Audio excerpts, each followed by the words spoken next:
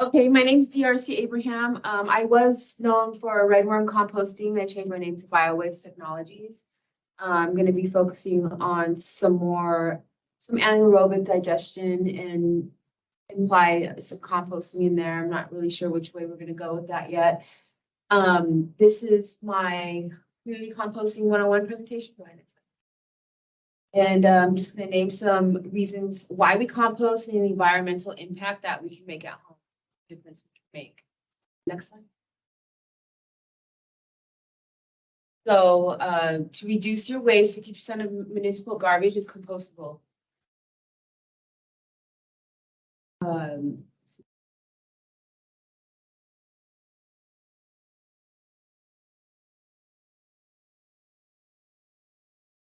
And number two, to enhance your soil. It increases soil fertility and suppresses plant disease, improves soil structure, increases microbial activity, and water retention capacity. 3, you can grow your community. Community composting gets people to engage with each other and how their food is grown. Making compost creates 4 times more jobs per ton than landfills and incarcerators. Or to protect your climate. Food scraps in landfills and incarcerators generate pollutions like methane, but food scraps converted into compost actually sequesters carbon.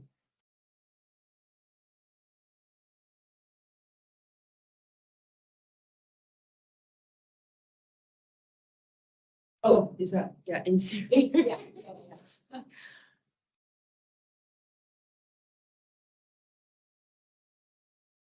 Okay, and emissions. Landfilling food scraps produces 20 times the CO2 emissions as methane as compost.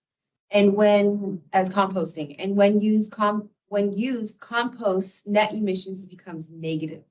Landfills are the 3rd largest source of human-related methane emissions in the US by 15%. 2, it enhances soil quality. Nutrition in the soil grow healthier, more nutritious plants and food, reduces use for synthetic nitrogen and fossil fuel intensive fuels, water holding capacity, increases soil resiliency to extreme heat and flooding.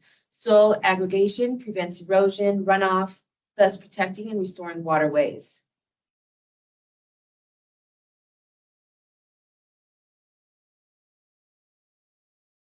World soil holds 1.5 trillion tons of carbon in the form of organic matter.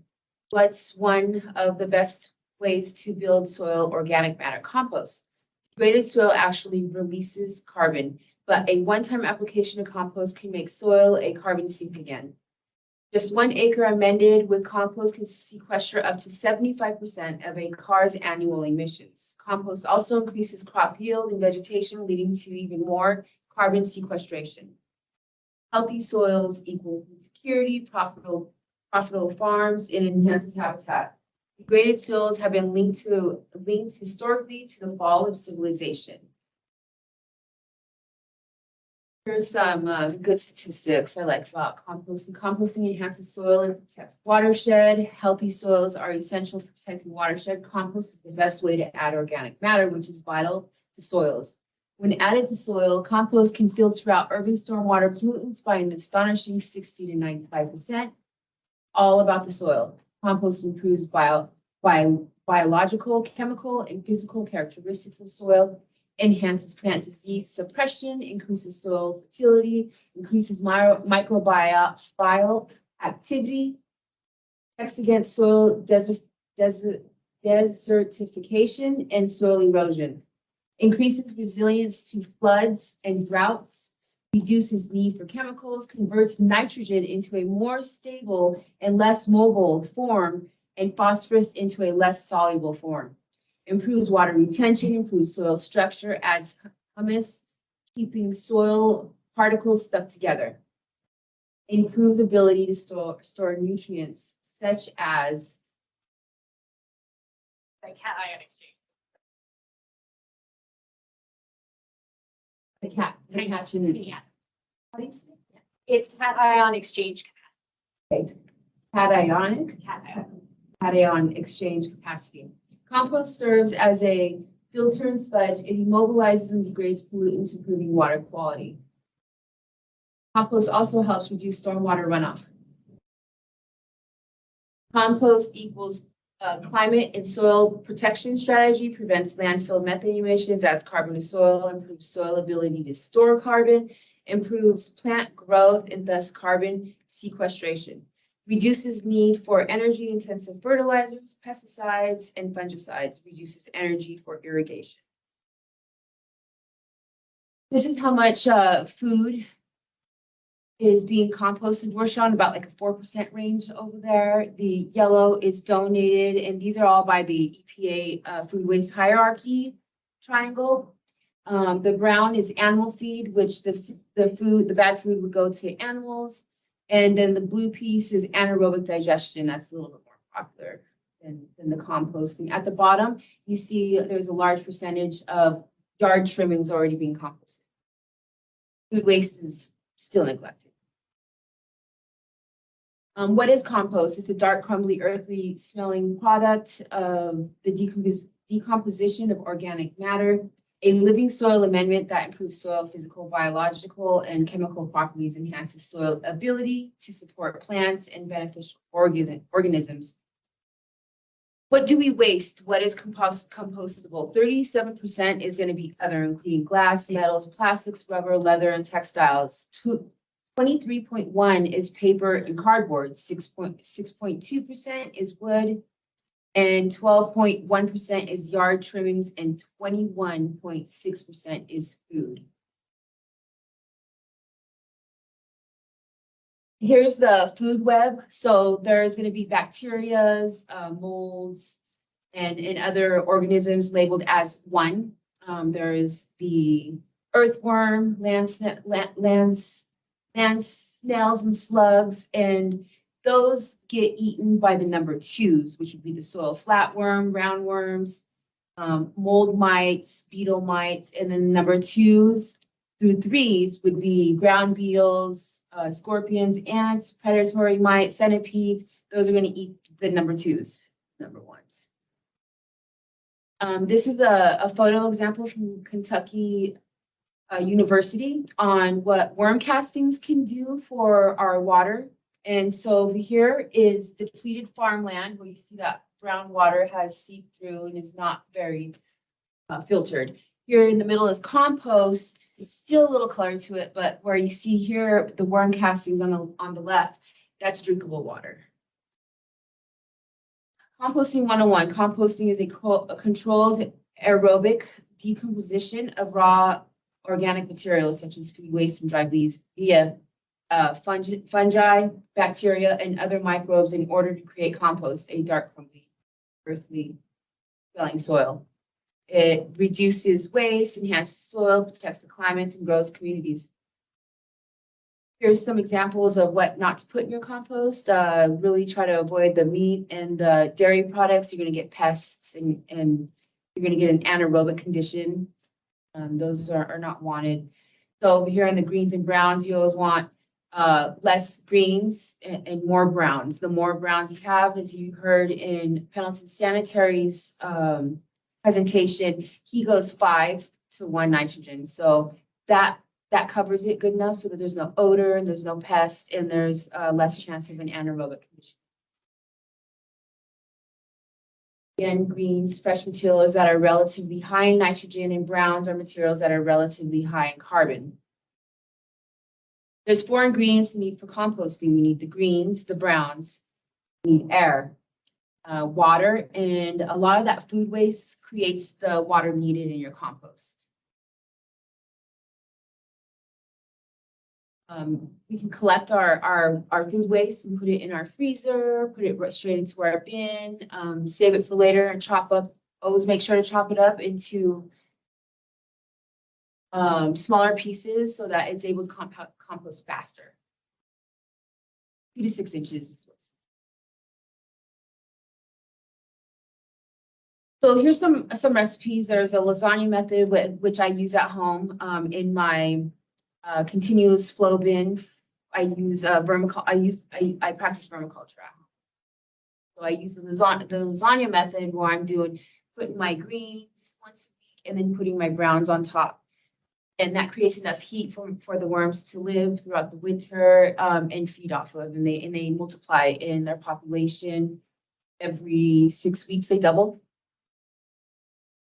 There's the small hole pile, which we'll see in another slide. Right here. This slide right here shows the dimension of what your pile should look like. It's really recommended to be about the size of a washer machine. And you're gonna have 3 to 4 feet of waste in the middle and 3 feet out of carbon to prevent the odors and the pests. And that was something that we missed in the video, was they immediately covered Yeah. that food waste with the other wood material. So Yeah. they dumped the food waste, and then there was a bulldozer that came behind it. It's also mentioned that he hasn't had any problems, and I believe that's because he uses the 5-to-1 method. Yeah, having too much nitrogen was part of the problem that they highlighted, that it creates that odor problem, and then you get what he described as vectors. It's the animals. Right. Cover and expose greens with brown. Cover any exposed greens with browns. We kind of went over this. Aerate and mix regularly. That's you want to. There's aerated static piles you can do. You can do a bin. You can do the lasagna method. You could build a pile. You can use a tumbler. You just gotta always make sure that there's a bio layer on top so that we can protect ourselves from anaerobic conditions, pests, and odors.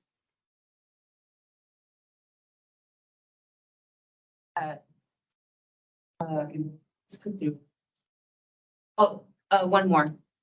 So after your compost is done, which is going to be about 6 months, with worms, 6 weeks, we're going to let it cure, and then we're going to do a squeeze test. We squeeze our compost. There should only be a few drips of water that comes out between your knuckles, and I think that's about everything. That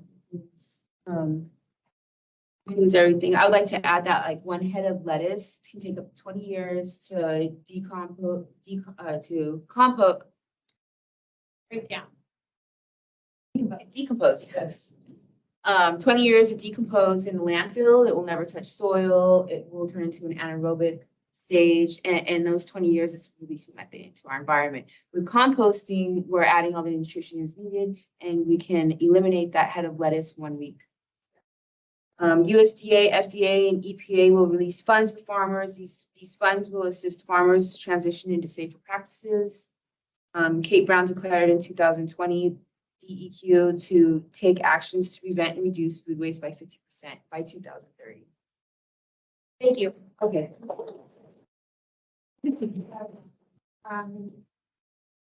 Highlighted in terms of challenges, and I'll get to your question in a second. Challenges that he experiences with his operation. And I missed this in the video, it shut off on me, unfortunately. They do those big piles instead of the windrows, and that was specific to our area because of the temperature that we get to in the summertime, and the wind actually takes a lot of moisture out of that. And so they collect them in big piles, but they're not static. They turn them constantly. And then the other thing he highlighted was access to water was actually kind of something that was a challenge for them. Not currently in their operation, but he thought that that would be something to highlight for anyone that wants to kind of take this on, is that you do have to kind of add water to this. If you're, especially with that 5-to-1 ratio, like that's a lot of carbon. Yeah. That they were actively, they had like little pool there that they were pulling from, that they watered them periodically. People do the sprinklers. Yeah, exactly. And so those were a couple of things that he highlighted. Another challenge that he's talked about was the input output. So you got to have, especially if you're, and we'll talk about anaerobic digesters here in a second. If you are relying on that for, you got to have a constant supply of material in, and you got to have a buyer for it on the outside, somewhere to take it. And so they actually experienced the reverse problem of some of these other methane capture ones, is that they don't have enough people to take the compost away. They can't give it away fast enough. They can't give it away to run an operation. And so that is something to consider for both composting and anaerobic digestion projects, is you got to have steady in and you got to have steady out. Questions? Thank you. I have one. Nice presentation, thank you. Oh, thank you. My question is really the scale. I mean, I understand what you're doing at home as far as composting and how people can do that. what does this look like on a industrial agriculture scale? I mean, you're talking about fires. I mean, we want to influence more people to use it, right? What scale would it be used in an agricultural operation? I mean, could we treat 50 acres, 1 acre? I guess that's. I know for worm castings, it takes a gallon to make tea for 1 acre. So you would 1 gallon cover 1 acre in worm castings. With compost, a 1/4 inch applied. I read a study, a 1/4 inch applied to a 60,000 acre rangeland had sequestered all of the carbon that sequestered the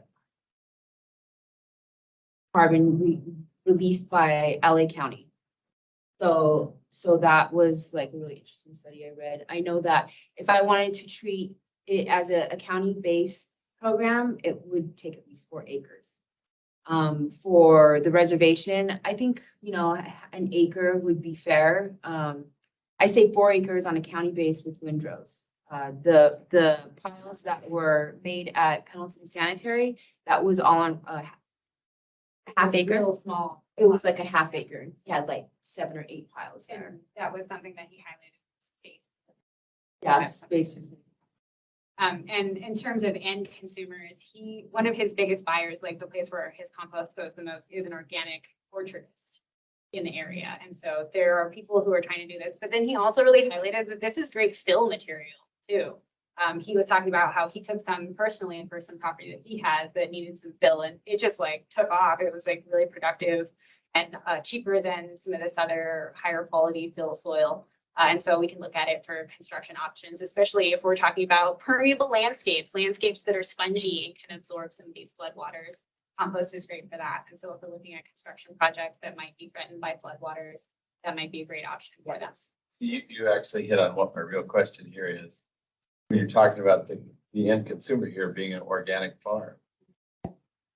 But the materials that are being brought in there, are those all certified organic materials to begin with? And how does that farm keep their organic certification if you're putting back in material that you don't know the provenance of? And I could really get into the weeds with you about organic certification, because this is actually, my master's in agriculture. I work on the organic farm, and record keeping was part of that. I don't know that that would be productive for this conversation. It's just a question of mine. I mean, it came to mind that if we're talking about this, there's lots of little details that go into this that we have to think. Absolutely. And the record keeping for organic certification is meticulous. Yeah. So this is actually legitimately a consideration. I don't think his is certified. I would love to talk with that orchardist about how that works in with their Just certification. curiosity, thank you. Absolutely. Yeah, something to follow up on.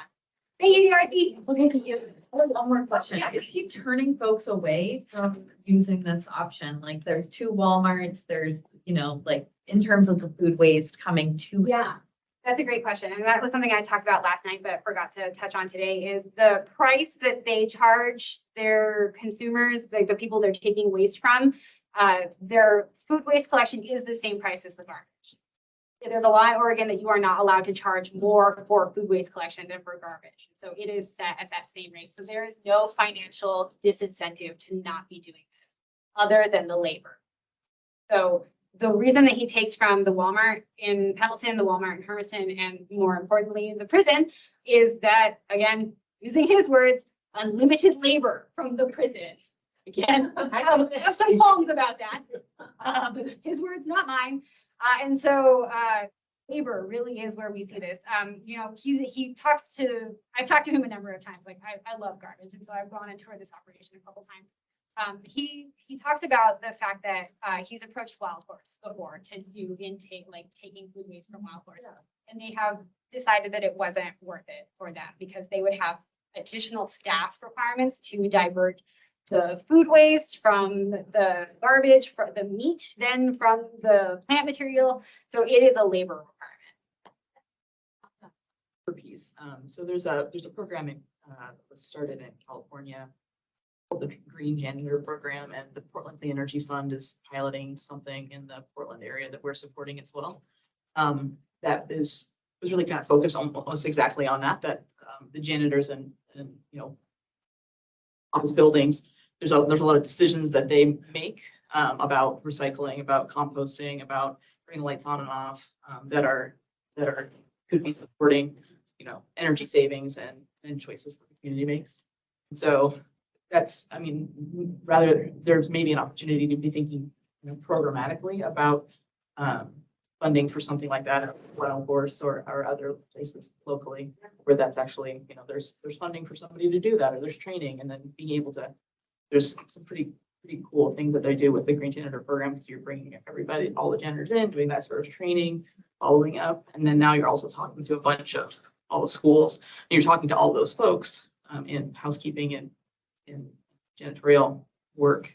Then you can also have conversations with them about energy savings, composting at their homes. These are all people with their own homes. So it's kind of an opportunity maybe to think about. Yeah, I love that. And I think that one of the things that we might look at for some of this implementation, that kind of work. We're fighting convenience, unfortunately. It's very easy to just pitch everything into the garbage and not have to think about it again.